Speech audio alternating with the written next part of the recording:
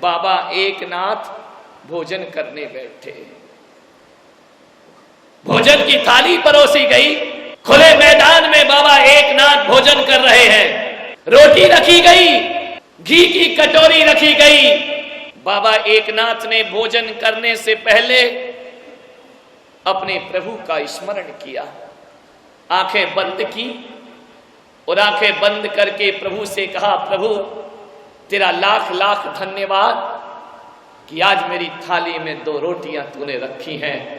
जरूर मैंने पिछले जन्म में किसी भूखे की भूख मिटाई होगी, तभी तूने मेरी थाली में रोटियां प्रदान कर दी हैं। ये सोच रहे थे, भगवान को धन्यवाद दे रहे थे।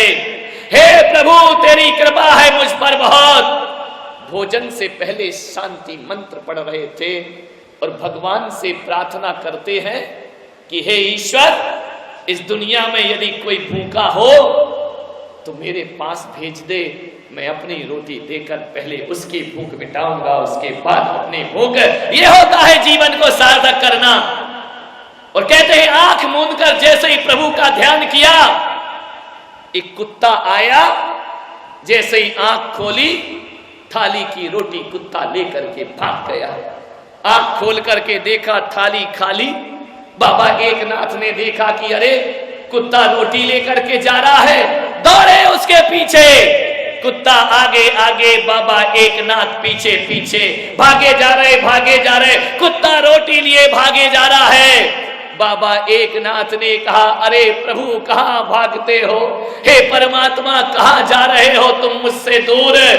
ये रोटी लेकर भागो मत। लोग समझ रहे थे कि बाबा रोटी छीनने गए हैं। बाबा एकनाथ तो घी का कटोरा लेकर जाते हैं कि हे प्रभु ये रूखी रोटी क्यों खाते हो? ये घी भी लगा लो और मेरा जीवन सार्थक कर दीजिए। घी लगा दिया रोटी में। रूखी रोटी क्यों खा रहे हो? देख करके आकाश की तरफ बाबा एकनाथ ने कहा, बाहरे प्रभु क्या शकल बनाई तूने स्वान की और मुझे उड़ा दी चोढ़नी इंसान की। बाबा एकनाथ ने कहा, ये कुत्ता नहीं है, इस कुत्ते के भीतर मुझे परमात्मा दिखाई देता है।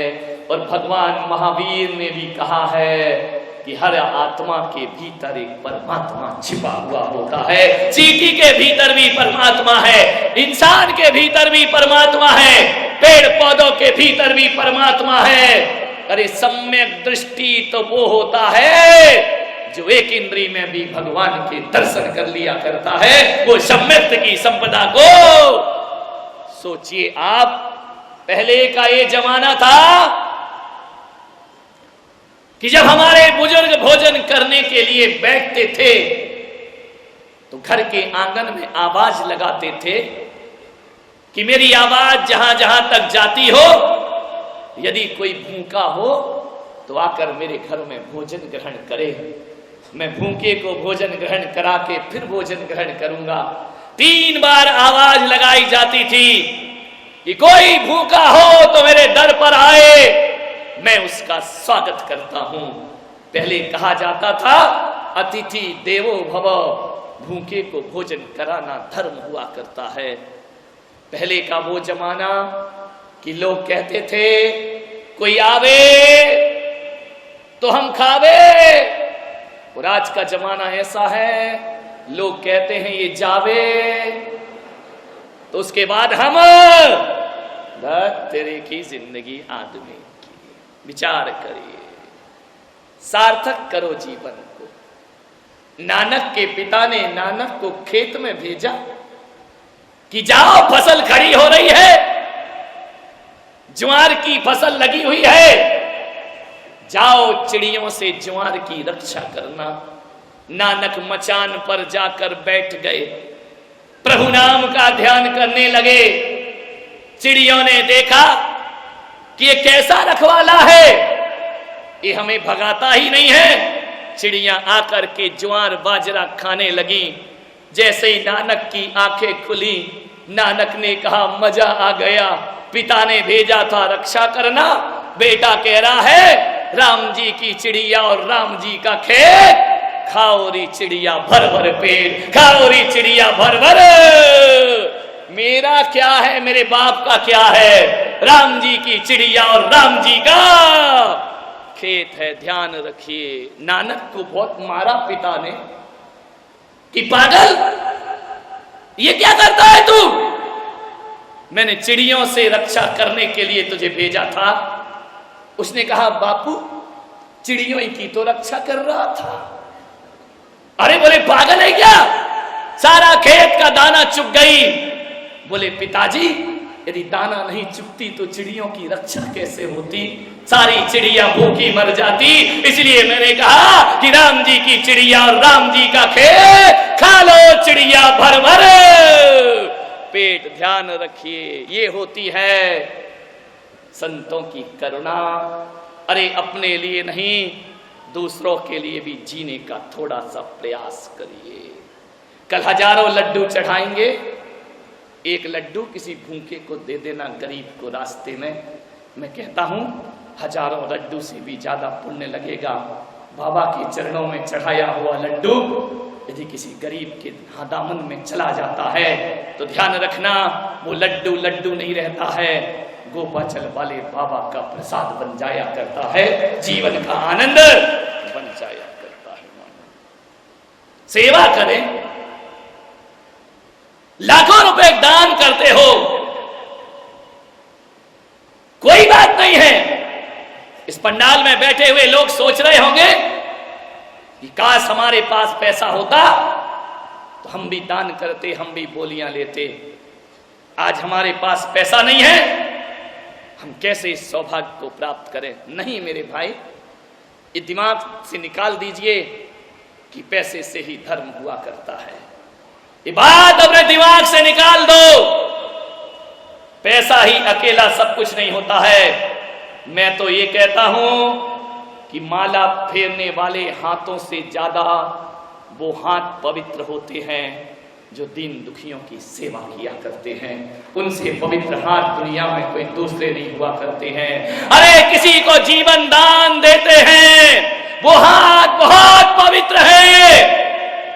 कुरान, गीता, बाइबल समय सार हाथ में लेने वाले हाथ उतने पवित्र ना होंगे जितने किसी का भला और सेवा करो तो तुम्हारे हाथों में पवित्रताएं अपने आप आ जाया करती हैं। निस दिन भैया व्रत करैया सो निश्चय भव।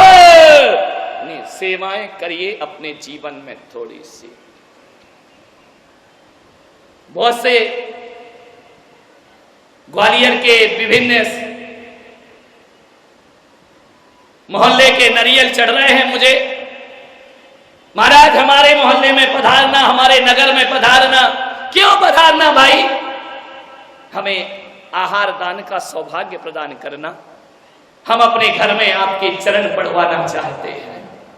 हर नारी का ये स्वप्न रहता है कि अपने गुरु को अपने हाथ से जीवन कराए, अपने हाथ से एक गिलास आहार देकर। अरे कामी भोगियों को जिंदगी भर खिलाते हो, सौभाग्यशाली होते हैं जो संयमियों को अपने हाथ से एक गिलास आहार प्रदान किया करते हैं।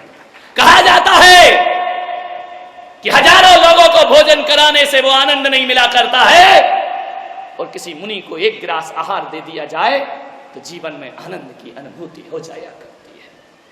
बहुत सी महिलाएं सब चाहती हैं।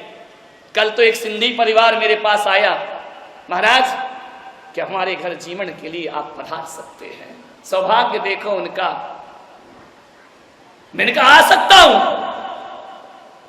बोले हम जैन नहीं हैं। मैंने कहा तो भी मैं आ सकता हूं। मुसलमान? मैंने कहा वहां भी जा सकता हूं। कोई भी मुझे आहार दे सकता है, कोई पाबंदी नहीं है मेरे पास।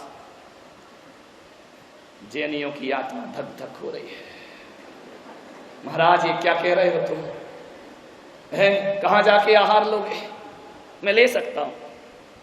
कोई भी ग्वालियर का घर ऐसा नहीं हो जहां मेरा भोजन ना हो। हर घर में मैं अपना भोजन कर सकता हूं। इस पंडाल में जितने लोग बैठे हैं, बोलो क्या तुम मुझे भोजन कराना चाहते हो? हाथ उठाकर देखा सब। बाप रे, इतना बड़ा तो मेरा पेट नहीं है भाई। लेकिन एक बात ध्यान रखना, मैं हर किसी के घर में आऊंगा, कोई घर बाकी नहीं रहेगा, हर किसी के घर में भोजन करने आऊंगा। आप यदि अपने घर में 20 रोटी बनाते हैं तो मैं आपसे निवेदन कर रहा हूं कि 4 रोटी मेरे लिए भी बना लिया करो। 20 में से 4 मेरे लिए निकाल देना, क्योंकि मैं अपना बना हुआ भोजन नहीं लेता हूं अपने निमित्त का। यदि 20 रोटी बनती है घर में, 4 रोटी मेरे लिए बनाना। ध्यान रखना, और वो 4 रोटी हर घर में मेरे लिए बनना चाहिए, उसमें तुम मत खाना। वो 4 रोटियां यदि हर घर में जैन अजैन सबके घर में बनेगी, और मेरे नाम की जो रोटी तुम बनाओगे, अरे पुलक सागर भले ना आए, वो 4 रोटी किसी भूखे को खिला देना, मैं समझूंगा मेरा आहार तुम्हारे घर में हो चुका है। प्रतिदिन 4 रोटी मेरी निकालना, और घर में यदि गाय आ जाए तो 4 रोटी दे देना उसे। घर में कोई भूखा आ जाए, भिखारी आ जाए, क्या परीक्षा करते हो 2 रोटी के लिए? 2 रोटी 4 रोटी उसके दामन में डाल देना। और उसको यदि तुम रोटी दोगे, तुम सोचते रहो कि हमने भिखारी को दिया है, और मैं सोचते रहूंगा कि भिखारी को नहीं, तुमने मेरे सामने अर्घ चढ़ा दिया है। इससे बड़ा धर्म दुनिया का कोई दूसरा। बोलो, सिंधी परिवार हो, जैन हो, वैष्णव हो, माहेश्वरी हो, 4 रोटी मेरे लिए निकालोगे ना? मेरे खाने का मतलब ये नहीं कि मैं आकर खाऊंगा। अरे भगवान भी तो नहीं लेता ना, फिर भी तो मूर्ति को भोग लगाते हो। अपने ठाकुर जी को भोग लगाया जाता है, मूर्ति थोड़ी खाती है। लेकिन जब ठाकुर जी को, पत्थर की मूर्ति को भोग लगाते हो, तो तुम ऐसा सोचते हो कि ठाकुर जी भोजन कर रहे हैं। अरे भूखे को 4 रोटी खिलाना, सोचना पुलक सागर भोजन कर रहा है। तुम्हारे घर में आहार ग्रहण 4 रोटी बस, और 10 रुपए मुझे जरूर देना हर दिन, ध्यान रखिए। इतना तो दे दो भाई, मुझसे लाखों रुपए का आशीर्वाद मांगते हो, मेरे को 10 रुपया भी नहीं दोगे, मुझे 10 रुपया नहीं दोगे ना, तो इनकम टैक्स वाला 10 लाख ले जाएगा उठा करके। ध्यान रखना, विचार करना है। 4 रोटी और 10 रुपए। 10 रुपए इसलिए कह रहा हूं, लोग कहेंगे महाराज रोटी की रोटी खाओ, 10 रुपया और मांग रहे हो। ध्यान रखिए, 4 रोटी मेरी माताएं मुझे देंगी, और 10 रुपया जो पिता तुल्य हुआ करते हैं ये मुझे प्रदान करेंगे। 10 रुपए हर घर से मिलना चाहिए। और एक बात ध्यान रखना, वो 10 रुपए मैं ये नहीं कहूंगा कि तुम मेरे ट्रस्टियों को लाके दे देना, मैं ये नहीं कहूंगा किसी मंदिर में जाके देना। वो 10 रुपए जो मैं कह रहा हूं, मैं हर व्यक्ति को, ध्यान रखना, लाखों करोड़ों रुपए दो तब किसी संस्था में ट्रस्टी बन पाते हैं। काहे को ट्रस्टी बनना, अपने ट्रस्टी खुद ही बनो। मैं ऐसा ट्रस्ट खोल रहा हूं जिसमें तुम ही ट्रस्टी हो, तुम ही अध्यक्ष हो, तुम ही मंत्री हो, तुम ही कोषाध्यक्ष हो, सारी कमेटी तुम ही बन जाना, और पर डे 10 रुपए निकालना, और एक गुल्लक में डालते रहना। गुल्लक को गुल्लक मत समझना, अपने ट्रस्ट का कोषाध्यक्ष समझना। 10 रुपए पर डे उसमें देना, और महीने के जब 300 रुपए हो जाएं, तो किसी अनाथ के लिए 300 रुपए की सहायता हर महीने करते रहना। इससे बड़ा दान दुनिया में कोई और हर व्यक्ति कर ले। एक व्यक्ति करेगा तो 300 रुपए होंगे। सोचो, इतने सारे लोग यदि अपना अपना ट्रस्ट खुद बना लेंगे, बोलो मेरे भारत से गरीबी अपने आप दूर हो जाएगी, अभावों का जीवन अपने आप समाप्त हो जाए। खोलिए एक बैंक, तुम ही कैशियर, तुम ही मैनेजर, तुम ही भरने वाले, तुम ही निकालने वाले। क्या अपनी दुकान से 10 रुपए प्रतिदिन नहीं निकाल सकते हो? क्या 4 रोटी तुम अपने घर में नहीं निकाल सकती हो? निकाल सकती हो ना? तो आचार्य कुंद कुंद से ही कहते हैं, दानम पूजा मुखम सावय धम्मो, यही सावक का धर्म है। 4 रोटी निकालिए। सभी ने हाथ उठाए थे मुझे भोजन कराने के। मैं ग्वालियर में रहूं या नहीं रहूं, तुम्हारे घर में रोज आहार होंगे या नहीं होंगे, बोलिए। मैं भगवान धरती पर नहीं रहता, फिर भी दुनिया का भोग स्वीकार किया करता है। मैं यहां रहूं या ना रहूं, जिस घर से 4 रोटी निकलेगी, मैं दुनिया के किसी भी कोने में रहूं, मैं तुम्हारा आहार ग्रहण कर लूंगा। ध्यान रखिए। 10 रुपए प्रतिदिन निकालने का प्रयास करूं। मुझे नहीं चाहिए।